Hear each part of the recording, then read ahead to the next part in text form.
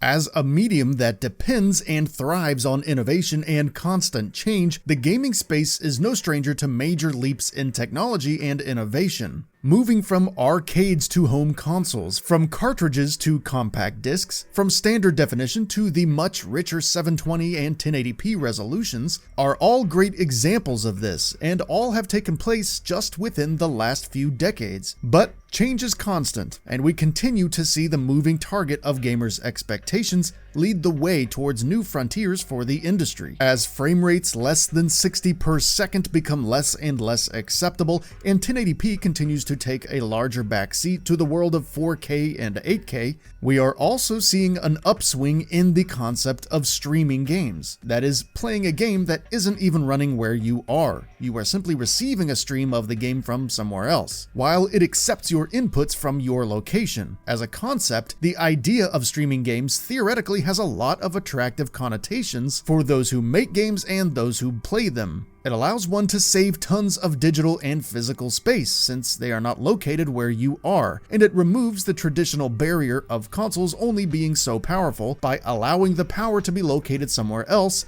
and adjusted accordingly by whoever is facilitating the stream, instead of the user. It makes a lot of sense on paper, a Netflix or Hulu equivalent for video games. Game streaming isn't a terribly new idea though. It has been toyed around with in the past with devices like the Wii U, PSP, PlayStation Vita, and Nvidia's Shield, with varying degrees of success.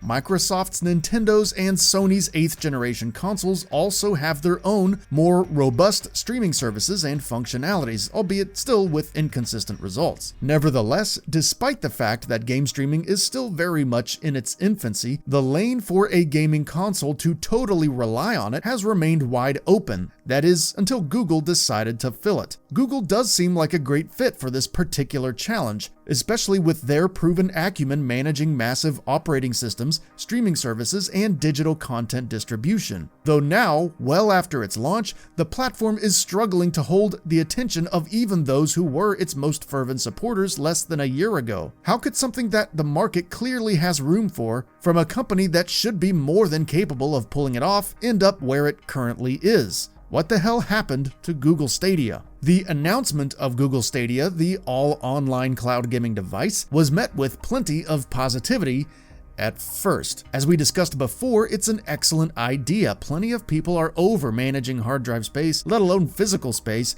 and are more attracted to the idea of still being able to have those experiences, but without buying expensive consoles. Likewise, there are still plenty of us who prefer the relative security of having a copy of a game owned locally, but truth be told, the group who doesn't care about that is the one that is growing at the larger rate. With that, Google Stadia was able to garner plenty of interest. But with that interest eventually came questions, and with those questions came some less than satisfying answers.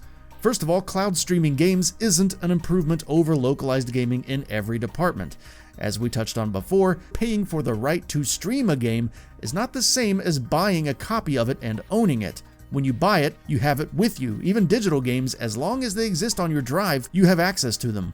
You don't necessarily need an internet connection unless a specific game calls for that and it's yours to play at your leisure. But much like Netflix or other video streaming services, with Google Stadia, it was revealed that in theory they could pull a game from the servers at any time for any reason, despite the fact that you paid for it. This might not have been such a huge issue with gamers if Stadia truly behaved like Netflix and just allowed you to access all of them with one flat monthly fee, but alas, it doesn't. In fact, the multi-tiered payment system that Google implemented for the platform would prove to be a big part of why it currently sees itself in the midst of its troublesome start. While the basic version of the service has no monthly fee, you still have to buy the games at retail prices despite never really owning them, and higher resolutions and surround sound is missing unless you pay the $10 a month required for the Pro service. With this, you also get free games every so often, sort of like PlayStation Plus and Xbox's Games with Gold, but again, never really owning access to them, just retaining the privilege to stream them while continuing to pay the monthly fee. This makes things unnecessarily confusing for the casual players who are looking for the most hassle-free method of gaming, for whom the Stadia purportedly exists. As the Stadia launched, the feedback from gamers and reviewers could be generously described as mixed. It really depended on who was able to have the connection strength necessary to get the most out of it, and who was okay with the payment method and small launch lineup of less than 20 games. One cool thing about Google Stadia is that it's not just limited to its box and Chromecast, as it's not just a physical device, but rather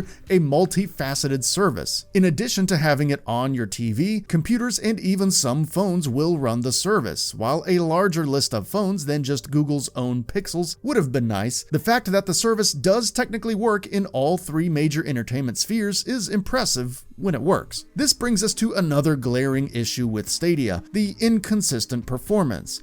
At times, if you have anything north of the suggested 35 megabytes per second network speed, you might just be able to run many of the games in Stadia's library at 4K. It's rather impressive when it works, and does show potential for the platform. Unfortunately, not everybody has speeds in that range though, and many who do can still see dips depending on their ISP. This isn't Stadia's fault per se, but it did spell trouble for the platform at launch and led to many unsatisfied customers. Certain games like Destiny 2, for example, were not hitting the resolutions that were advertised, despite the network speeds being met on the end of the users. On top of that, many other headaches like overheating boxes, intermittent input lag, and an annoyingly slow trickle of new games continued to drag the system's reputation down, for which Google's responses have been less than great. They also seem content with the speed at which they are adding new games, making one of them. It may be premature to call Google Stadia dead, as it hasn't even been out for an entire year yet, but it certainly isn't turning out like anybody was hoping it would, and has brought far more disappointment into the world than joy as it stands. That being said, as internet connections do slowly get better over time, and Stadia continues to add to their library of available games and smooth out the edges of its performance, there is far more room for the platform to grow and gain back the trust it has lost with its disparities between the hype and the reality of the platform that currently exists. Patience is probably the key here, as most gaming platforms that take the risk of trying something as radical as the Stadia is doing do tend to pay some sort of price for it, at least for a while. With Google promising to roll out support for more devices,